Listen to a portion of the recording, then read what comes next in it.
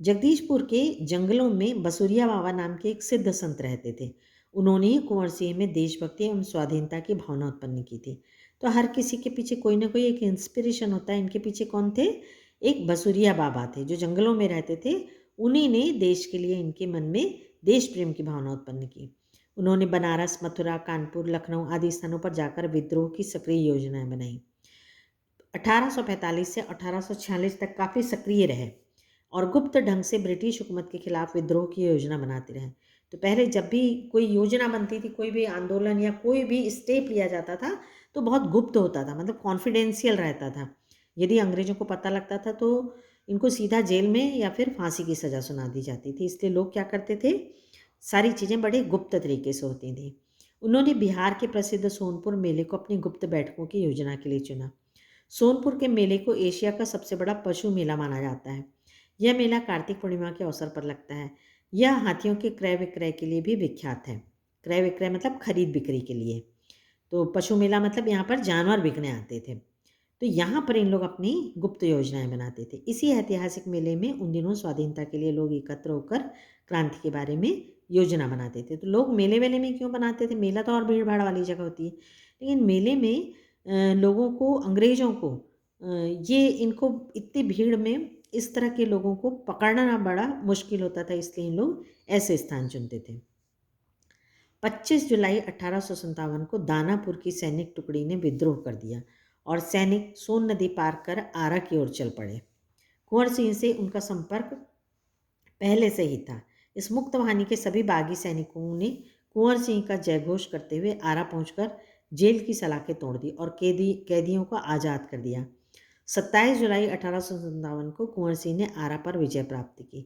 सिपाहियों ने उन्हें फौजी सलामी दी। यद्यपि कुंवर सिंह बूढ़े हो चले थे, परंतु वह बूढ़ा शूरवीर इस अवस्था में भी युद्ध के लिए तत्पर हो गया और आरा क्रांति का महत्वपूर्ण केंद्र बन गया।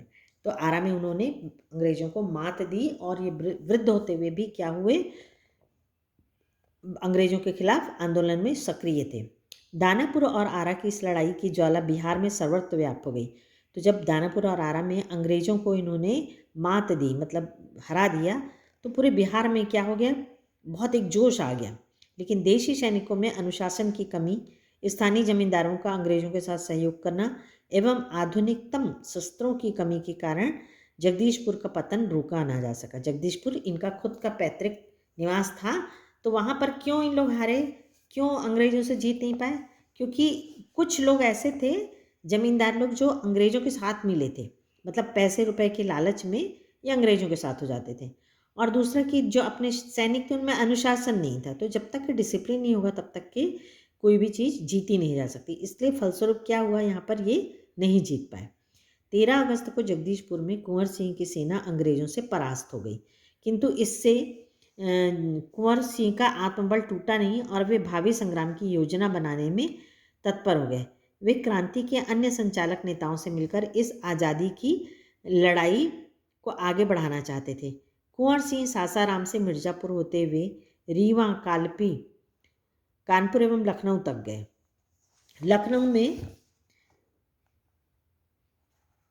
लखनऊ में शांति नहीं थी, इसलिए बाबू कुंवर सिंह ने आजमगढ़ की ओर प्रस्थान किया। उन्होंने आज़ादी की इस आग को बराबर जलाए रखा।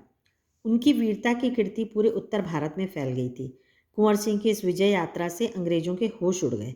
कई स्थानों के सैनिक एवं राजा कुंवर सिंह की अधीनता में लड़े। उनकी यह आज़ादी की यात्रा आगे बढ़ती रही। लोग शामिल होते गए और उनकी अगुवाई में लड़ते गए। अगुवाई मतलब उनकी लीडरशिप में। इस प्रकार ग्वालियर, जबलपुर के सैनिकों के सहयोग से सफल सैन्य रणनीति का प्रदर्शन करते हुए लखनऊ पहुंचे।